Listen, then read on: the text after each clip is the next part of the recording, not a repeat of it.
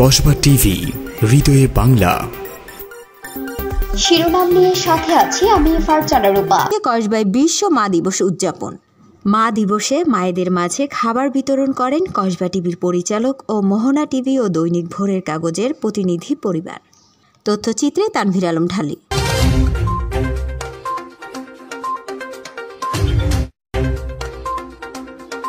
জাহাসের সহযোগিতায় এখন বিস্তারিত। শেখ হাসিনার বার্তা, নারী পুরুষ সমতা, এই স্লোগানকে সামনে রেখে কসবায় বিশ্ব মা দিবস উদযাপন। কসবা উপজেলা প্রশাসন ও উপজেলা মহিলা বিষয়ক কর্মকর্তার কার্যালয়ের উদ্যোগে বিশ্ব মা দিবস উদযাপন করা হয়েছে। কসবা উপজেলা পরিষদ চত্বর থেকে শোভাযাত্রাটি বের হয়ে উপজেলা পরিষদ চত্বরে শেষে উপজেলা পরিষদ মিলনায়তনে আজ সকালে আলোচনা সভা গিয়ে মিলিত হন। কসবা উপজেলা সহকারী কমিশনার ভূমি মোহাম্মদ গোলাম সারোয়ার হোসেন এর সভাপতিত্বে আলোচনা সভায় বিশেষ অতিথি ছিলেন কসবা মহিলা কলেজ অধ্যক্ষ তসলিম মিয়া, কসবা উপজেলা কৃষি অফিসার হাজিরা বেগম, কসবা উপজেলা প্রেস ক্লাবের সভাপতি খ.ম. হারুনুর রশিদ ঢালি, কসবা উপজেলা মহিলা বিষয়ক কর্মকর্তা রনক ফারজানা রবা সহ সাংবাদিক নেপাল চন্দ্র সাহা, কসবা আদর্শ উচ্চ বিদ্যালয়ের শিক্ষক শারমিন আক্তার ও শিক্ষার্থীরা উপস্থিত ছিলেন।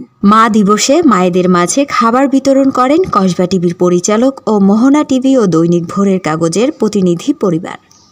আর আমি যে কিছু চাহিনি, চরণতলে বসে থাকিব। আর আমি যে কিছু চাহিনি, জননী বলে শুধু ডাকিব। জীবনের নিঃস্বার্থ হিসাবে শুধু সন্তানের মঙ্গল কামনা করে যান। যে মা নিজে কষ্ট সহ্য করে, নিজে ধৈর্য ধরে শুধু সন্তানের একটু সুখের জন্য চেষ্টা করে। আমরা বলি যে দিবস হিসাবে আজকে পালিত হচ্ছে, সেটার আসলে প্রতিটি একটা বিষয়।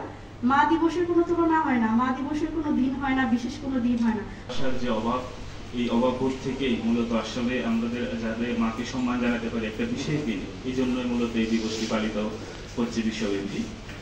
আমরা দেখছি আমাদের দিন দিন আমাদের যতই আমরা, যেমন আমাদের বাংলাদেশের কথাই যদি বলি, দিন দিন যত আমাদের উন্নতি হচ্ছে ততই সম্ভবত আমাদের মায়ের প্রতি বা আমাদের যে ভালোবাসার টুকু হারিয়ে যাচ্ছে।